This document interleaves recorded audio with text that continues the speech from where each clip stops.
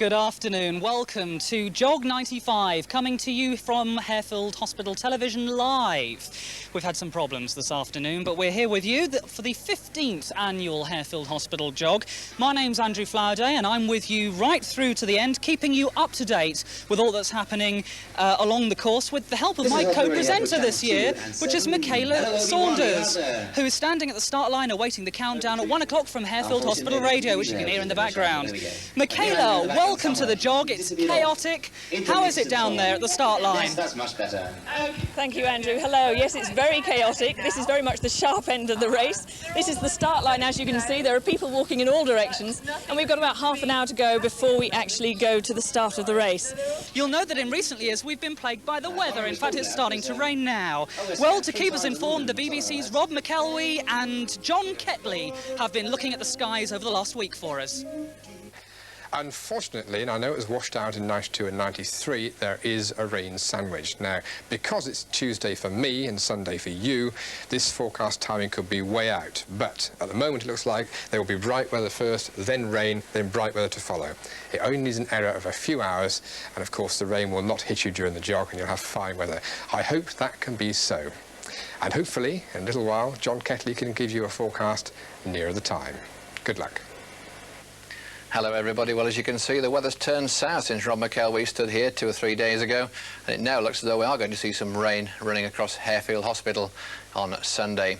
Well, of course, history is repeating itself in actual fact, because in 1992 it rained, in 1993 it rained, in 1994 it didn't, but in 1995 it looks like we're going to see more rain because we've got this system now brewing up to the southwest. Rob thought it might happen. It looks now as if it will happen, and that's how it's looking for Sunday afternoon, with that low pressure coming across southeastern parts of England. Now, there is some good news. It's going to be warm rain. The wind's picking up from the southwest, the temperature picking up to about 18. That's 64 Fahrenheit in old money. But I'm afraid it's going to be a wet jog around, because we are expecting some heavy bursts to come along as the day goes through. Well, keep smiling. As a colleague of mine at CNN might say, whatever the weather, wherever you are, have a nice day and raise lots of money. The brollies have to come out. Yes, the rain has started coming down as we speak. It's very sad, but never mind. At this point, I'm going to hand over to the Chief Executive, John Hunt, who'll give his traditional speech and the presentation of last year's awards. As many of you know, the Harefield Hospital Healthy Heart Run was started to show people of all ages to see that exercise can be fun and help towards good health at the same time. And you know, over £410,000 has been raised over the last 15 years. That's a very impressive sum, and our thanks to everyone for giving their time and money so generously. Now, for those of you at the front, we have the kiddies. Here's the children's team, and they certainly deserve their prize. It's a very impressive display, and how wonderful that you should win this cup in this way. Our congratulations. Big round of applause for the kiddies team. Well done.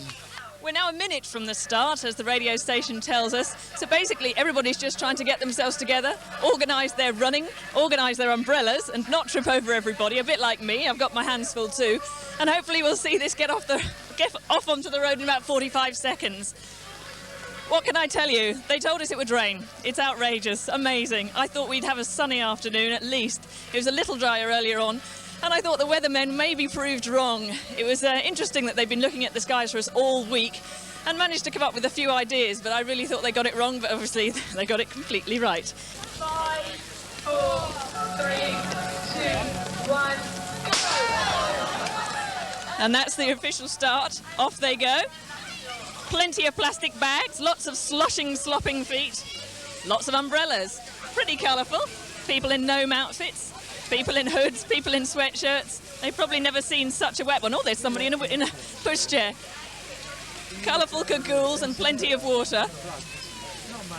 Here we go, a nice yellow cagoule walking up and bringing up the rear. There go, the first batch of runners anyway.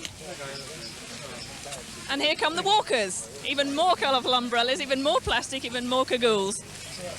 Pushchairs, cagoules, plastic bags, umbrellas. Plenty of hats, caps, anything to cover the water. Joining me now is Alan Priest, who had a transplant here at Harefield in 1987. Tell us a little bit about that transplant. Well, the transplant went very easy. It was, well, I say very easy. It was a bit of a problem at the beginning, but we soon got over that. And we've been extremely well since. Very good health, no problems at all with the heart. What sort of things were you not able to do before your transplant? Well, virtually. On a good day, I might walk 100 yards.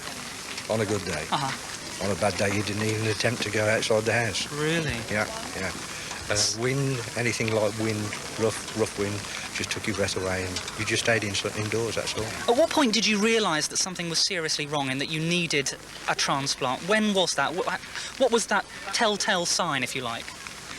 There was no sign, because as far as I was concerned, you were never that bad. It wasn't until the doctor turned in and said that this is as far as we can go. It's a transplant, and that's all you've got left. That was at Oxford, and we were sent up here for assessment. Had a week here for assessment with a wife, and waited 15 months. We got the call, August 87, and we've never looked back since. I'm joined now by Anne Percival, who's the organiser of the Harefield Jog. Hello, Anne. Wet again. Wet again. You must be getting used to this by now. Oh, yes, it doesn't worry me anymore. It's nice and warm. Oh, I must admit, I'm not used to it. It's my first year, so I'm a bit flummoxed by the whole thing. Oh, it'll be dry next year. They did tell me it would rain, but I didn't think it would be quite so fluid. Oh, we have been warned. We have been warned. Indeed, absolutely. So since I'm very new to Harefield, I may ask you some questions that others might find a bit peculiar, but I find it all terribly intriguing. Where did the actual idea for the jog come from in the first place? The idea started with a fundraising committee meeting. They were just members of each department, and we decided we wanted to raise some money. We decided we wanted to run an event, and someone said they wanted to organise a marathon. And I said I thought that was a terrible idea, but why not have a couple of short circuits, or one short circuit, and it was born out of that idea.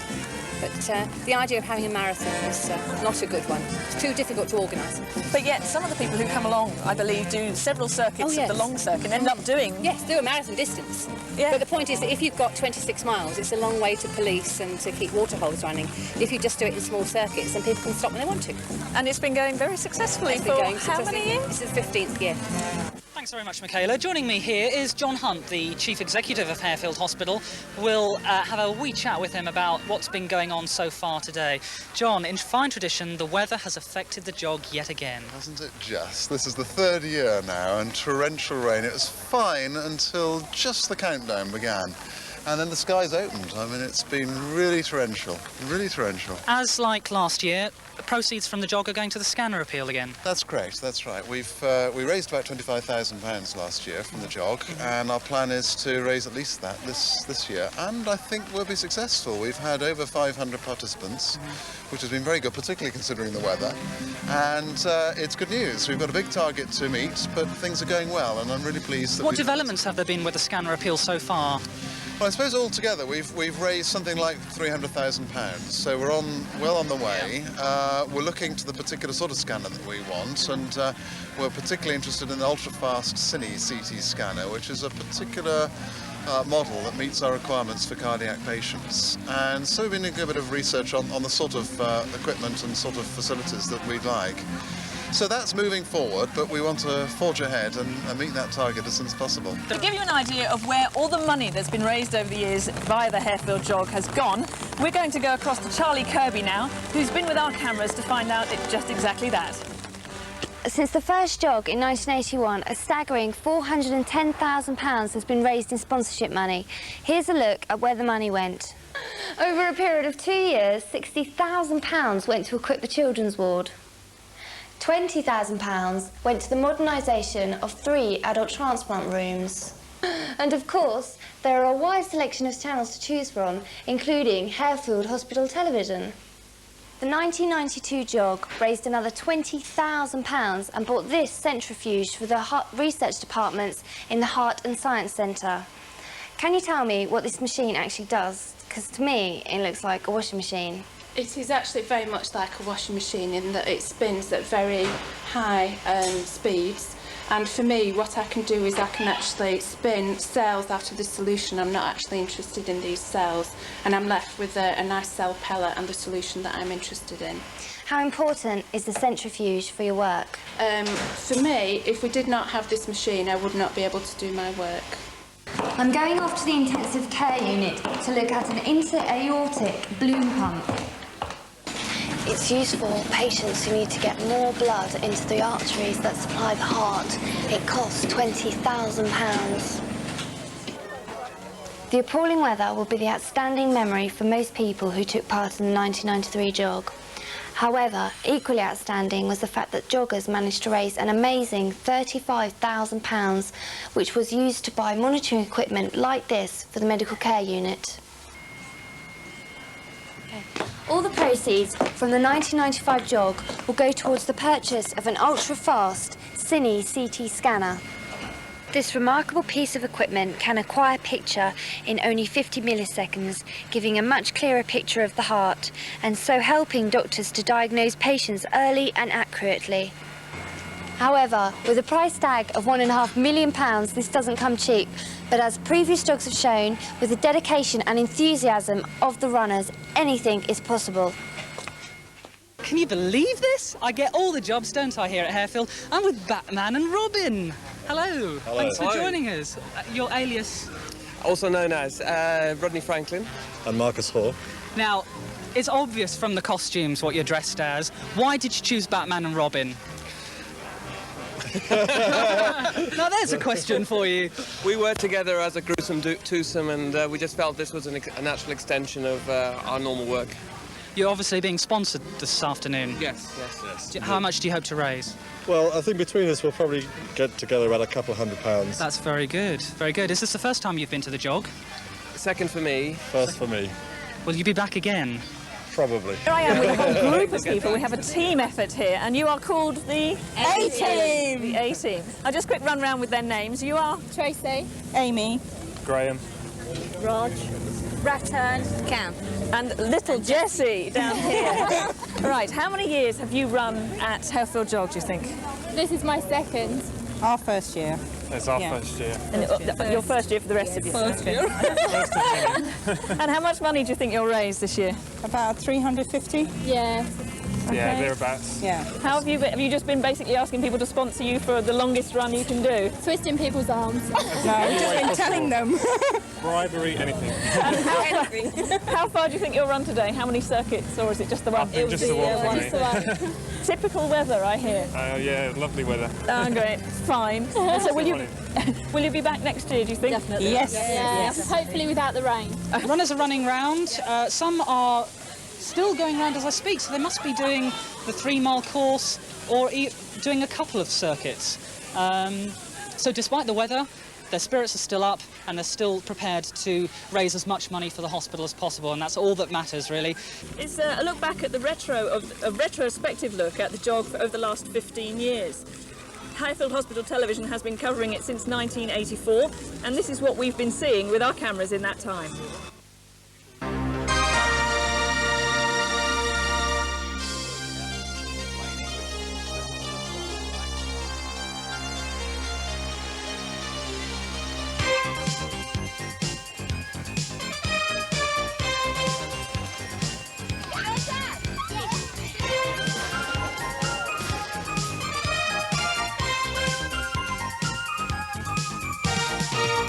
I'll never forget my first year. I've been here for some 6 years, and the first year it was a blazing hot afternoon, and I was really quite worried. There were a large number of participants, and it was really, really hot. The water was in great demand, and everyone just looked very red in the face, and I thought this is very worrying. Exciting occasion today, and the largest gathering of heart and heart-lung transplant patients anywhere, so we're very excited about what's going to be happening. We have even more participants than last year, so it should be a great occasion. The jog started in 1981. It's been going for 14 years now, and it's a very impressive record of achievement. We're very pleased that it has been such a success, and that every year so many people come along and support it. Morecambe here. Nice to see you, Joan. Nice to see you. Hello. We spoke last year, didn't we? Was it a year ago? That's right. Today, doesn't it? Yes, it does. Now, you're the patron of Harefield Hospital, aren't you? Heart transplant, yes. I see. And you come along to support the Jog 85? Yes, I do. Yes, I've been coming every year since it started. I used to come with Eric originally, of course. Of course, yes. The event started because of initiative from Professor Yacoub. He was keen to ensure that we had support from patients, past patients, present patients, and relatives, and the community. And he did believe, and still believes passionately, in fitness, the importance of fitness for health and for approach to living. And so this was an opportunity to set an example and to have fun. It's a fun run, it's not a race, but it has given the opportunity for everyone to participate in a way that everyone seems to enjoy. Hello, Ken. Hello there. Would you like to tell us why you're dressed in this lovely thing? My creation, you mean? Well, only the fact that it's Give the Child a Chance jog this year, and I felt if we try to keep up the a theme of dressing as children, if you like, it's just to add to a bit of fun, because let's face it, this is a fun day, and that's what we're here for.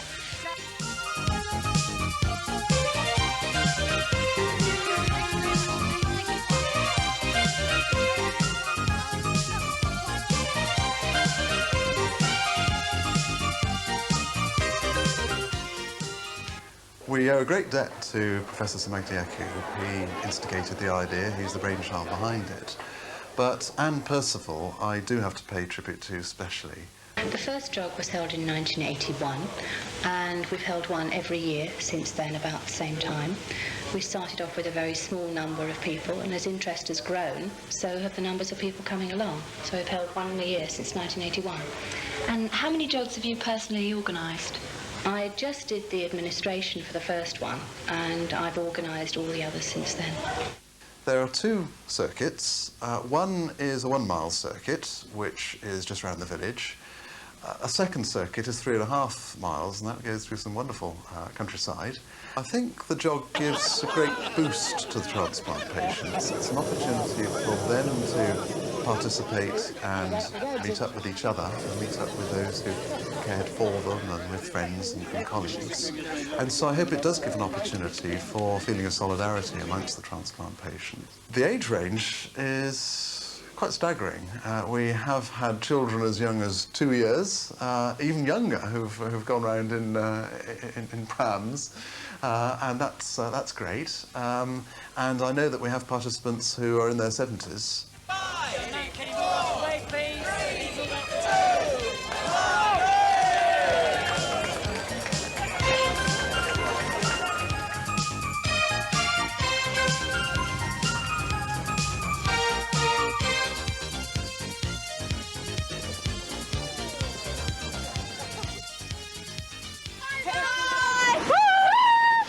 It's a wonderful day. It's a wonderful day.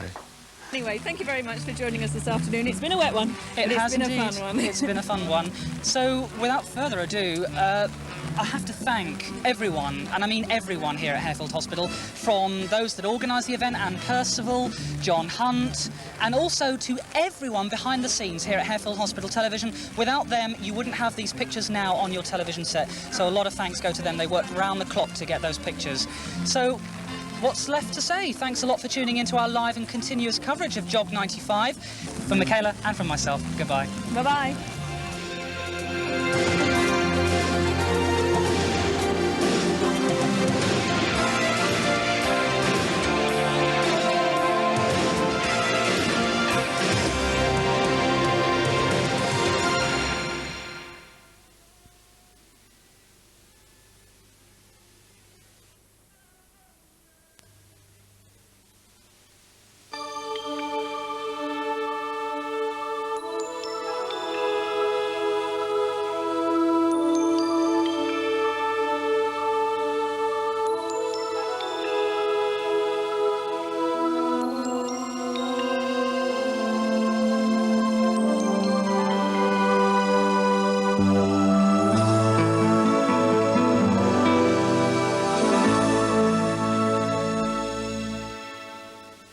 You're watching the Hospital Channel. This is Hospital Channel News.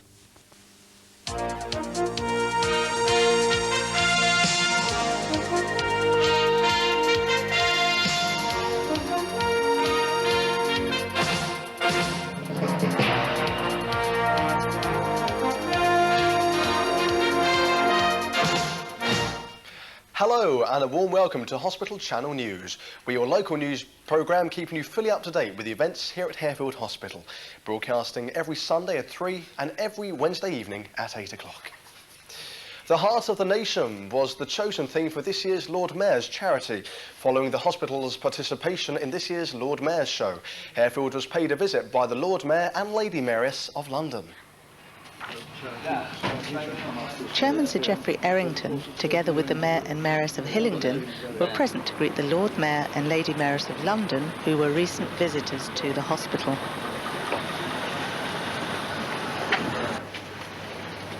Good morning, Mr. Mayor. Well, great pleasure to be here. Good morning. Good morning, Lord Mayor. Good morning, Chairman. Great pleasure to meet you. After introduction to Professor Magda Yaqub and members of the executive, the party toured the hospital, meeting staff and patients. Good morning. Good morning, Good morning. Rather calm. How are you doing? I'm very well. I had my operation late on Monday last, and I'm moving around, and they're hoping to discharge me on Wednesday. But it's my second graft. No, I'm all right standing up. Is it heart or lung or both? No, it was the heart. I had a full bypass graft. In keeping with his charitable theme, the Heart of the Nation, the work carried out at Harefield was viewed with great enthusiasm. Looking after you all right, are they? Going to have you running around? They'll be jogging and... Moving on to the Heart Science Centre, the Lord Mayor was able to meet members of Harefield's research team, who spoke briefly about the latest development. What you're doing. Yeah, because without the research, we cannot go forward. You can't go forward. Finally, the Lord Mayor was presented with a memento to mark the occasion. Oh, that is the story of the hospital. Yes, thank you very much indeed. Yes, take care. Yes.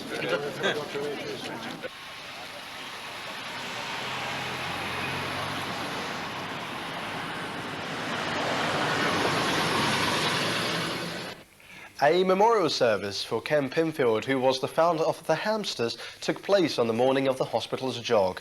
The Hamsters is a support group made up of patients from the hospital who have had heart or heart and lung transplants. Family and friends of Ken gathered to unveil a plaque and dedicate a rose garden in his memory. John Hunt was there and paid tribute to Ken's work with the Hamsters. All those. Ken was the founder and first chairman of the Harefield Heart Transplant Club.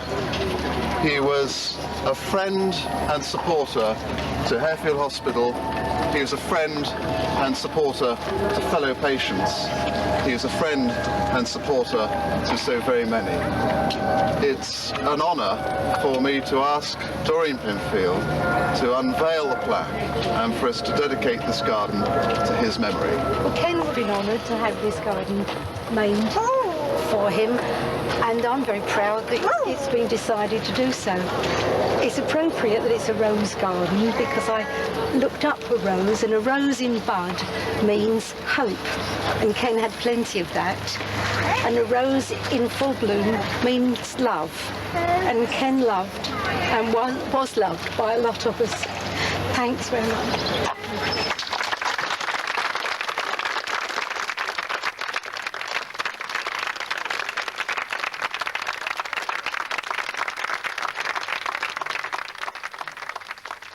The 10th World Transplant Games in Manchester were a huge success, with competitors from all over the world taking part.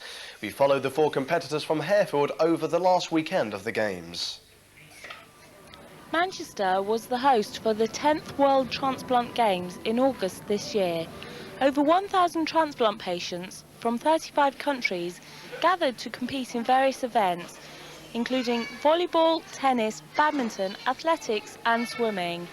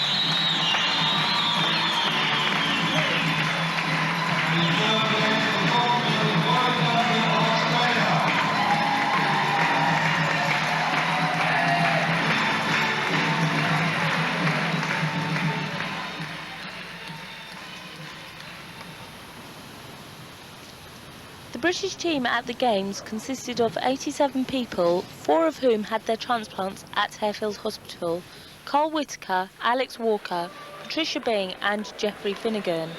Geoffrey received his new heart in September 1983. He takes part in badminton and table tennis and has won gold previously in veteran badminton doubles. Men's senior, 964, Russell Hadley, rated 986, Alphonse Kamenski, Slovenia, table 1. I asked him how he had been getting on so far. Wednesday, we came through to the finals of the tennis, and my partner unfortunately hit himself on the head when we were in a winning position. So we had to give up the gold, but we came through with a silver. Yesterday, a whole day at badminton, and my partner and I came through with the gold. So we're very pleased with ourselves. One circuit to go.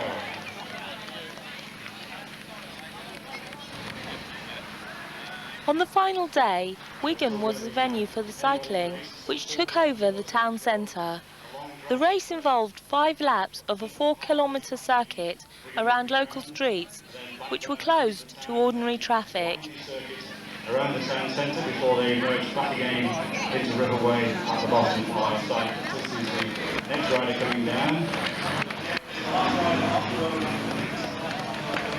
Here's Judith of Canada.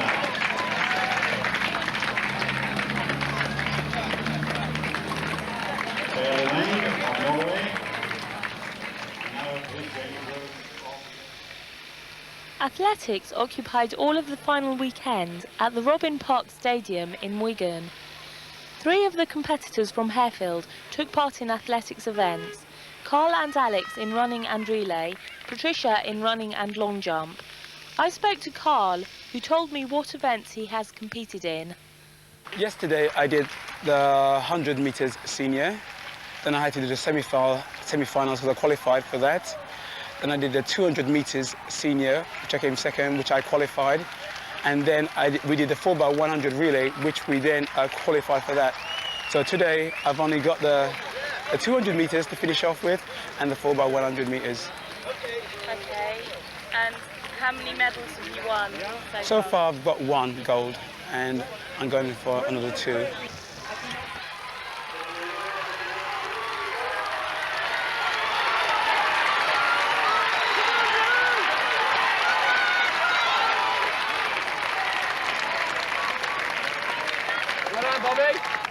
Oh. Well done, guys. Thank you. Maurice Slapak, chairman of the World Transplant Games Federation, told us how the games began. Well, in Portsmouth in 1978, as a way of trying to make people aware of the benefits of organ donation, by seeing lots of people running and jumping, it seemed the best way of convincing them that donating an organ was the right thing to do. Harefield Hospital's World Transplant Games team returned with a total of 5 gold, 4 silver and 2 bronze medals. Team captain Carl Whittaker earned his gold in the 100 metres, the 4x100 metre rally and silver in the 200 metres. Patricia Bing won gold in the 800 metres and silver in the long jump, together with a bronze for the 3 kilometres race. Alex Walker also won gold in the rally and bronze in the 400 metres. And finally, Geoff Finnegan received gold in badminton doubles and silver in tennis and table tennis doubles.